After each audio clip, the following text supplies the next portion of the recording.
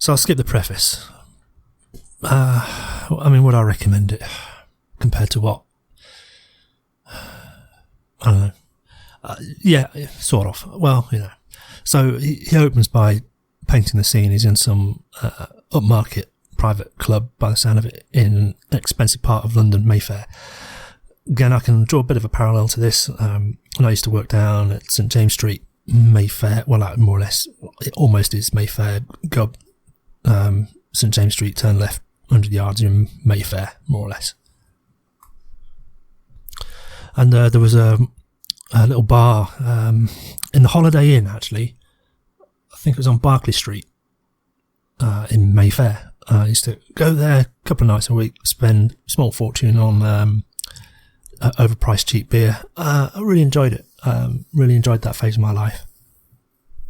Of course, there's Jack Barclay's a little bit further up in Mayfair. Bugatti Ferrari dealership, and then there's a Porsche dealership around the corner, and then further around the corner from there is the Kona Hotel. A couple of meetings in there from time to time. So yeah, we can all humble brag, and it comes across a bit as this because he's saying, £400 worth of cigar he was just burning, £5 a puff kind of thing that he's saying, and 60 quid a shot for single malt whiskey.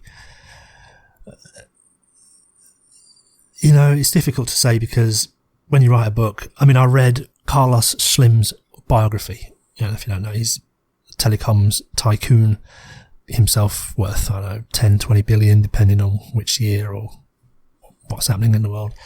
And it was like, it's like, I don't know, hard going. It's a hard read. It's so dry. Technical. Difficult to read. So, you want to make a book easy to read, compelling. That Dan Brown shite of years and years ago, it was the skill level of the reader was so low. It was a simplistic read. It was a fast read. Every chapter was about 10 pages, so you felt you were making rapid progress all the time, and it was a compelling story for sure, but no great literary work. Again, I'm not criticising Middleton's book because that's, I presume, the audience is pitching to. You and me, young adults maybe even. And to make it overly complicated and difficult to read just puts more barriers, so we can forgive him for that. Also, who doesn't want to go to a private... if you've ever walked around that part of London, there's all these places, fancy buildings, huge front doors, really big iron knockers on the door, if you like. I always wondered what was behind them. Turns out it is a lot of private clubs. And I did get to go into a couple of them from time to time. And all I can say at the end of it is, people are people. And like I was saying before, people who have hang-ups about driving on the motorway, people who have hang-ups about going swimming, the people you meet in these private clubs, the movers and the shakers, they have just as many hang-ups. They are drug dependent. They have some area of their life which is seemingly out of control, whether it's drugs, whether it's alcohol, whether it's food, whether they're on their 10th divorce, whether their kids in rehab for some reason. There always seems to be some calamity, and it seems to be amplified. It's not just a casual, I don't like driving at night on the motorway. It's some real deep-seated pathological, I don't know, it's really weird to explain, but let's not generalise, let's not stereotype. Maybe it's just my own petty jealousy. So, the setting is in this sophisticated place in Mayfair with some hotshot lawyer, and the lawyer is wining and dining him, buying him nice drinks. By the way, if you go to casinos and sign up at casinos, you can get comp drinks there as long as you gamble enough. Anyway, so how are you enjoying your new life? His lawyer asked him. Ant says his right expression told me he probably wasn't expecting an answer. No, it's a conversation style question, but it is a little bit presumptuous, and I can see how if you've got a bit of an edge on you, you might not like it. And what he's really saying is, I'm excited for you. You seem to be a new chapter in life. In some way, I'm jealous because I wish I had a new chapter to look forward to, new opportunities, new wondrous things. How does it make you feel? Well, that just sounds a bit corny. So, again, it comes back to this communication thing. We kind of wrap up. We don't want to seem needy. We want to seem nonchalant and easy and cool and, hey, I heard you made another 10 billion last month. Yeah, no big deal. You must kind of be happy about that. Fuck, I'll be over the moon. What are you talking about? I always want to play it down. But it also says, Ant says, here I was being whined and lined by a top barrister in one of the most exclusive and secretive private members clubs in the world. Secretive. Again, the hint at what's, there are many clubs. Some of them you will never know. Some of them you may even be approached to join. Does it make them secret? No, it just means that we don't advertise, and we like to invite people in who are like us, who have like minds, like objectives, similar values.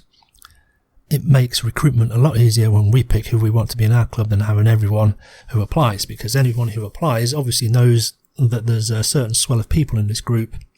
And of course, if they've got nefarious purposes or want to sell into that group or want to utilise the resources of that group, they can come pretending and wearing the mask of the values that we adhere to, and we only find them out after they've joined and sucked us dry for 6 months. Much better, we don't advertise, and we only reach out to people that become on our radar and that we would like to invite into our club. Nothing secretive about it, it's the way we like it. So Ant paints a bit more of this barrister. I don't know why he's doing this. He's naming the kind of suit he's got on, the sharp dress that wouldn't look out of place in London, Singapore, Frankfurt, Dubai, that is a mover and a shaker. He's really painting like a difference between this guy and him, and that tonight Ant is there in this world but on his own terms. And this is a theme that comes through a lot in the book, that Ant seems to want to do a lot of things on his own terms. I was so good that I got into this group, even though I'm not one of them, even though I don't look like him, talk like him, and even though I'm not one of them, I was so good that they couldn't not invite me in. It seems like a massive ego. Yeah, you know what I'm saying? That's what it comes across as, and it's a repeated theme throughout the book. There's also an interesting conversation here where this barrister doesn't understand what mess hall means. Obviously he doesn't know, he knows enough to know that it doesn't mean messy, but what he's really asking is, where does the term come from?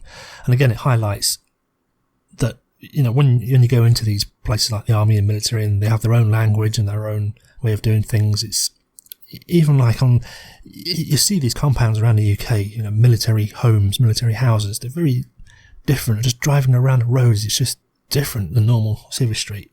It's weird. You can't quite put your finger on it, but it's different. If you're in that environment, you understand it all makes sense. I'm sure it's all for the purposes of doing whatever they do. I'm not in that world, I don't understand it, but I can gather that it's set up that way for a particular reason. It's optimised, it's the way that it is, it's the way that it came to be, it is what it is. But it's also an awkward conversation starter again. So, he's asked Ant, how you getting on, how you finding it? Ant's kind of giving him the brush off, and now he's still, can, tell me something. He's reaching out again. Where does mess come from? Ant explains it in the book that it's French, and it means a portion of food or something. And then Ant starts fantasizing about cracking this guy over the head with a 5 kilogram ashtray. Now, it's amusing, and I've read a couple of what's his name, Chris Ryan. I used to read a few Chris Ryan books when I used to do the commute, and who was the other guy, former SAS, who wrote another book, Andy McNabb. I think I've read a couple of McNabb, but there's a weird theme that comes through from these guys, and I know a couple of guys who were in the SAS as well. One of my best schoolmates is no longer with us. He went into the Paras and into the SAS, and a guy I worked with at some financial institution, he was former SAS, and kind of an acquaintance that I know. He hints that he was in it, but I can't really tell. I can't get a straight answer out of him. But there seems to be an irreverence for life. It's something that I don't understand because I'm not in that world, but it comes across as life is cheap, and therefore you might as well make the most of it, because it could be snuffed out just like that. So there's no point in hanging on to what ifs and maybes, because there might not be any tomorrow. I can imagine also kind of things that these guys get involved with, that there has to be a certain amount of gallows humour. I can imagine, I know a couple of them have been to the Darklands. Horrific stuff. The usual cliche stuff. but I've not been around enough of them to say, better to say for certainty, whether it's a required mindset, whether it's how individually they cope. Again, it's all circumstance based, moral injury, doing something that crosses your own moral compass. If your moral compass is so out of whack that anything you do couldn't violate your own morals because you don't have any, you're not going to suffer moral injury. If you have a very high bar for moral imperatives, then even using bad language can cross your moral boundaries and you can be upset by that. So again, it's kind of relativistic. No commentary on what ought or ought not to be morals. So the barrister, now discovering that the mess derives from a French term, he kind of winks at Ant and says, oh yes, French, bloody French, should have known. Again, trying to build some rapport, find something in common. I mean, it's a bit of a cliche, bit of a joke here that, there's a kind of stereotypical attitude towards the French, surrender monkeys, all that kind of thing. And so again, it's kind of a nationalistic appeal to Ant to find something in common, because we all know the French are, a bit of surrender monkeys. Appeal to nationalism, which might not be a fair bet, given that presumably if Ant is in the SAS, he has a very strong sense of duty towards Queen and country. So I just noticed the audio recording software glitched out and I've lost 2 minutes, but I decided to re-listen. So just to clarify, the comments about life being cheap, in a weird sort of way, it makes life valuable. The realization that it can be snuffed out or that it can be extinguished or that it's so fragile means that we have to make the most of it, and it means that we have to live every moment excellently because it is cheap. That makes it valuable in a weird sort of way. This is what I'm saying. It took me a long time to kind of recognise that. It's and of course it's a little bit one of those disingenuous things that I was talking about earlier, where we're so desperate to have a conversation with someone who's not making it easy that the only way that we can think to reach them is by saying what must be in their mind. Okay, this guy, obviously SAS, must put Queen and country very high on their values. Therefore, perhaps if I use a national stereotype, I can reach a conversation with him. It might be that the guy, although he is for Queen and country, actually finds that kind of stereotypical attitude abhorrent because he's been all over the world. He's been to many different countries, experienced many different cultures, seen many different things, and might realise that actually stereotypes, expectation, judgment and evaluation of others is actually what leads to a lot of this mess. So you may not actually want to engage in a conversation that's predicated on some false assumption that mocking the French for in this way to perpetuate a stereotype that isn't true as a conversation starter is something that he wouldn't want to participate. Then in the lost recording I went on to say that, instead of having someone reach out to you clearly struggling, you might say, wow, it's really nice whiskey, tell me about it, why did you choose it from, how do you know the cigar, very interesting, where were they from, how do they do that, what do you like to smoke, is it the taste, and kind of build from there and find something to talk about rather than have the other guy do all the lifting in the conversation. So then when Ant revealed that he'd lived and grown up in France, again it's embarrassing to the barrister. The barrister then backtracks and tries to reach out yet again, making some commentary about changing phases of life, getting older, and that, all that running about is for younger men, not for us in our 40s. And kind of says, 40s? What are you on about, mate? I'm 37. So the barrister again is embarrassed and backtracks. And then now this is the fourth humiliation in a row. Now it says, Ivan, relax, forget about it. Fucking 40s, what do you like? So again, there's this kind of notion that comes across that Ant is in someone else's space, and there on his own terms, kind of in some kind of weird superior position that, he's now dictating, and I don't know whether this is from some kind of militaristic mindset that they teach in military school or something, that, again, as per Machiavelli, and I was just getting to grips with war theory, There's all sorts of things I wanted to read about that. You invite the enemy to extend beyond their force projection. You invite them to extend beyond their resources. Machiavelli, you invite people to get angry and misstep. In business, you throw the gauntlet down, see if someone will do something illegal, and then, you can take them to the cleaners. I don't know whether this was, again, it's kind of working people into your debt.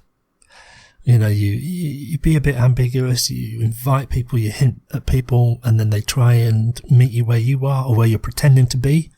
And then they misstep because they've miscalculated because you led them astray. And now that they've actually insulted you by, not recognising your right age group, that they thought you were nationalistic when you weren't. They weren't particularly nationalistic either, but they were trying to reach you on that. Or there is some comment about, how do you enjoy the glitzy lifestyle, which, you just happen to be here. And now they've embarrassed themselves 4 or 5 times and insulted you, and you call them on it by saying, yeah, don't worry about the insult. Kind of puts them in your debt a little bit, doesn't it? That's the flavour that I'm getting. I mean, again, it's just kind of mind-blowing. Take, for example, like Neil Armstrong. He didn't do a lot of public interviews after. I don't know whether he was shy before. Can you imagine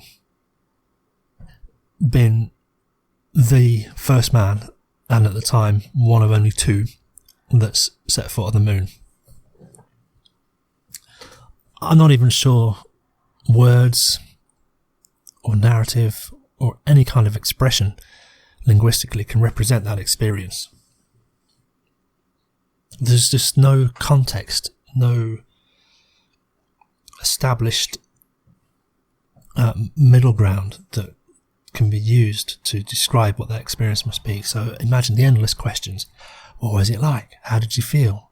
And you get asked and asked and asked and asked, and you can never ever really convey what it was like. It must drive you mad because people keep asking, you keep telling, they don't understand, they keep asking, you keep telling, they don't understand, they keep asking.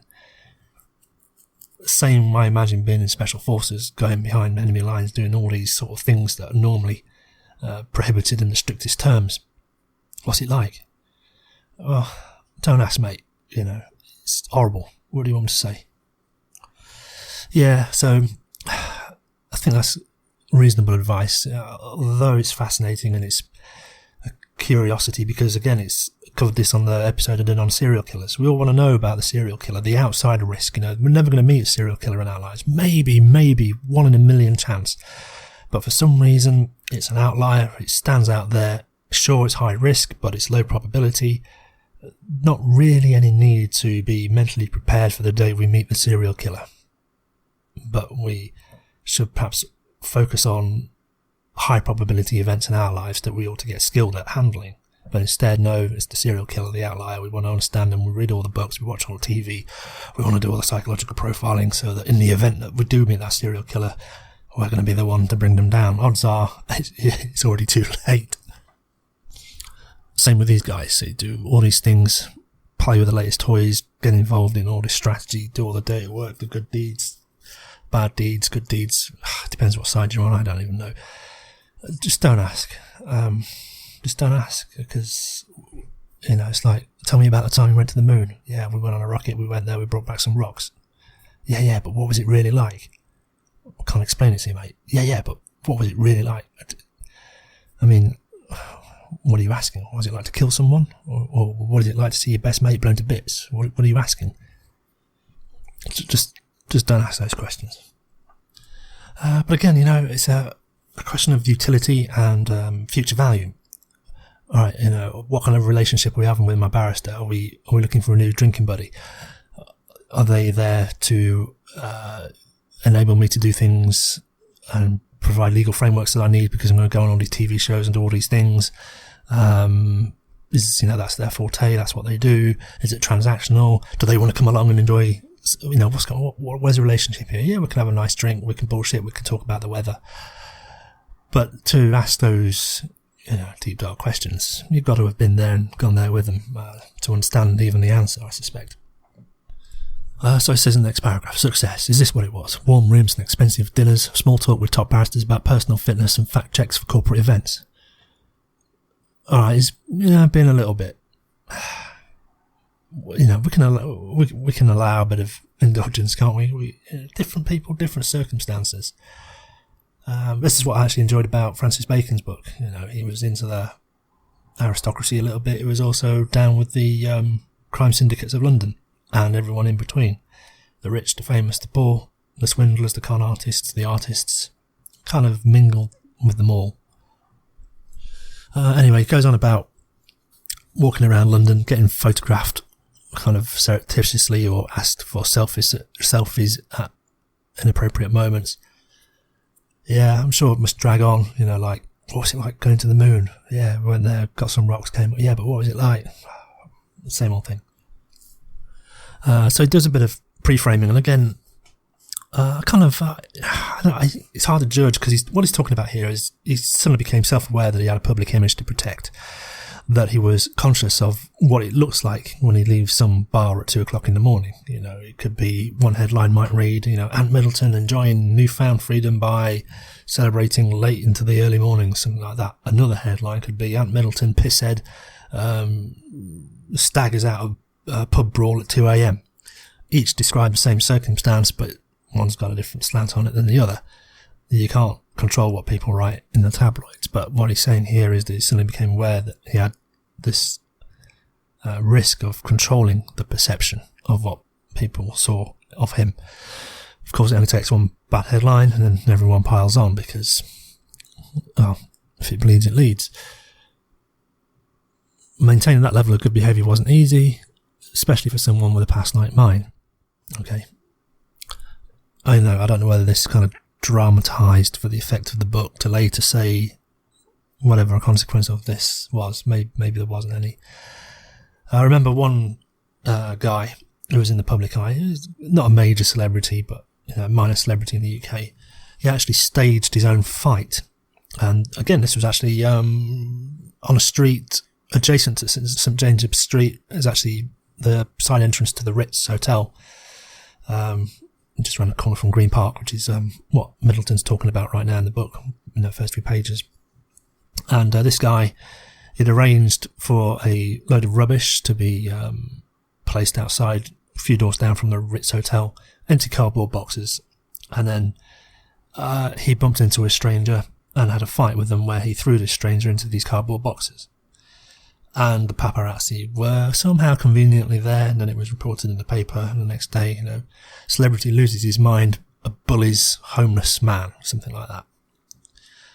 Only then did the celebrity reveal that all this had been staged. The boxes were a prop, the stranger was an actor, it had been choreographed.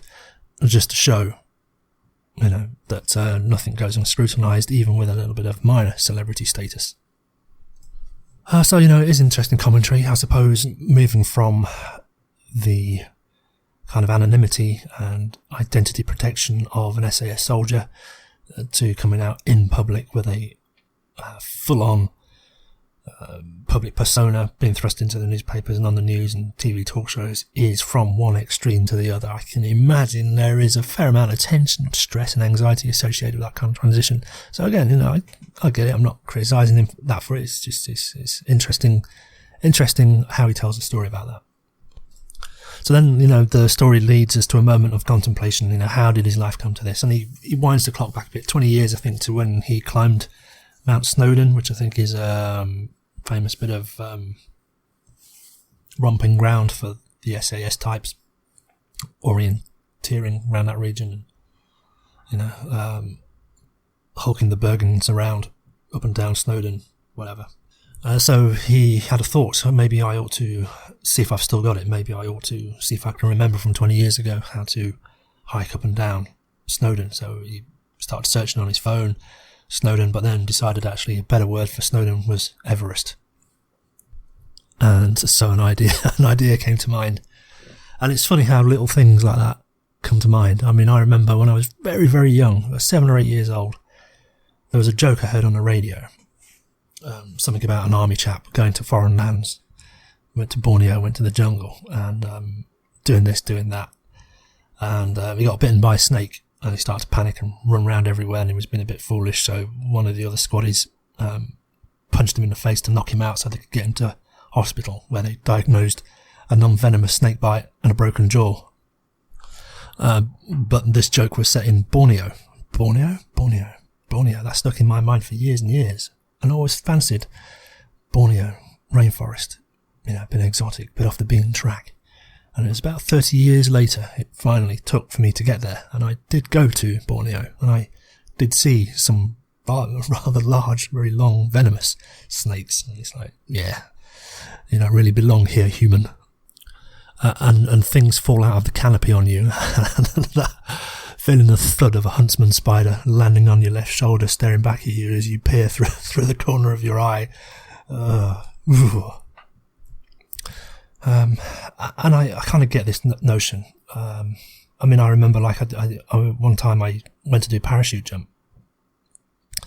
Same thing, at that point you jump out of the airplane, you're going to die unless you do everything right. You're going to die unless you take responsibility. Similarly, I went for walkabout on my own in Death Valley. Same kind of thing. If you're bloody stupid or don't be a bit half careful and take responsibility, you are going to die. It kind of forces you to take responsibility. It kind of forces a decision about what's important. And in a microsecond you decide, today's not the day I'm going to die. I'm going to pull the cord, going to take water, I'm going to take one more step and get to where I need to get to, or else. It kind of forces the endurance upon you. It forces the test. And I kind of get that's where Ant's coming from. He wouldn't do it by choice. You have to put yourself in a position where it's all or nothing. And only then does it matter. So what's the biggest challenge? Everest. I started reading a book called Exotic Preferences, where they go on about behavioural economics. Why do people climb mountains? And this, was a paper that asked that question and investigated and asked, mountaineers and rock climbers, why do you do it? It's painful, it's unpleasant, it's horrible. People lose fingers, people lose toes, they get frostbite, some people die. All for, what, getting a view at the top? No, not even that. It really does seem to boil down to because it's there. That's it. That was the conclusion of this reasonably scientific investigation. The conclusion is people who do it because it's there to do. Anyway,